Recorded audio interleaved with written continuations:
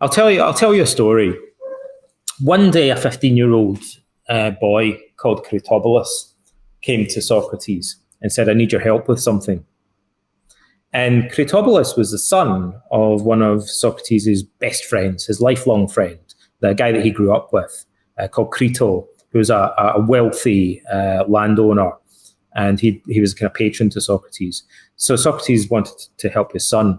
So in Athenian society, this boy was just about to become an adult and enter adult society. And Socrates, there's many paradoxical things about it. So although he looked like a bit of a tramp or a beggar, he went around barefoot and stuff.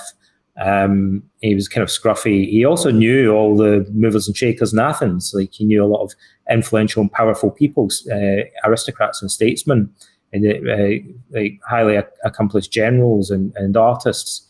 Like, he was a strange guy like that, Socrates. So this young guy was like, "Socrates, could you introduce me to some of the famous and important people?" He said, "I need to make friends." Like, he's asking him for networking help, right? And he says, "Could you help me with network? Could you help me get introduced to the best people, like to make the right friends?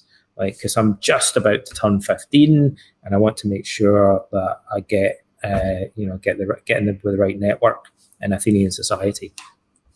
And Socrates always starts off with kind of banal questions. That's why a lot of people don't read the Socratic dialogues today, because people today don't have as much patience as they did in the past before television, like the internet and stuff. People were happier to spend longer wading through long texts. And so you get a couple of pages into some of the Socratic dialogues and you think, why is he asking all these stupid questions? But you have to push a little bit further, right? So the first question Socrates says are, "Look, what qualities would you look for in the ideal friend then?" And they have this banal conversation about, well, I'd look for how would they treat you if you were sick? I guess they'd come and visit me, and they'd help me find a good doctor.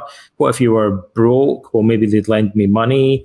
And what if you were kind of going off the rails and falling in with bad company? I guess they'd take me aside and give me some advice or something like that. So have this banal conversation about what qualities are possessed by an ideal friend. They're defining the qualities of the ideal friend.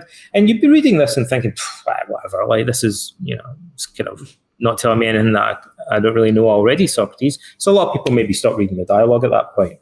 But if they read a little bit further, Socrates then does what he usually does. He asks a shocking question that changes the whole tone of the dialogue. So he says to Critobulus, "So how many of these qualities do you actually possess yourself?" And Critobulus is kind of gobsmacked. He's like, "None." And Socrates says, "Well, hang on a minute. So I think you're doing this all back to front, right?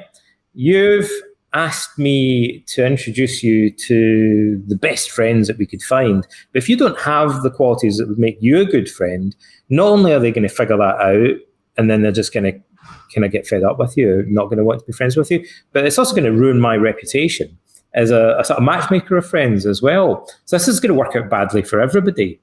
And he said, "But if you did it the other way around, if you'd come to me and said, 'Socrates, how could I make myself an ideal friend for others?' then I could help you do that." And he said the other part of it would take care of itself, because people would be falling over themselves to introduce you to, like, the best people that they knew if you'd really improved your care. If you were the type of person that you just described to me, then everyone would want to introduce you to their friends. You're going about this back to front. And Socrates often says to people, you confuse appearance with reality, like we talked about earlier. That was one of his big themes. So he said, you want to be presented to people as a good friend, right? You want me to say to them, Critobulus is an awesome guy, right? And that's what you've asked me to do. You've asked me to focus on appearances and present you to them in that way. You could have focused on reality and said, Socrates, could you actually make me into a good friend, like a wise and virtuous person, the sort of person that other people would want to be?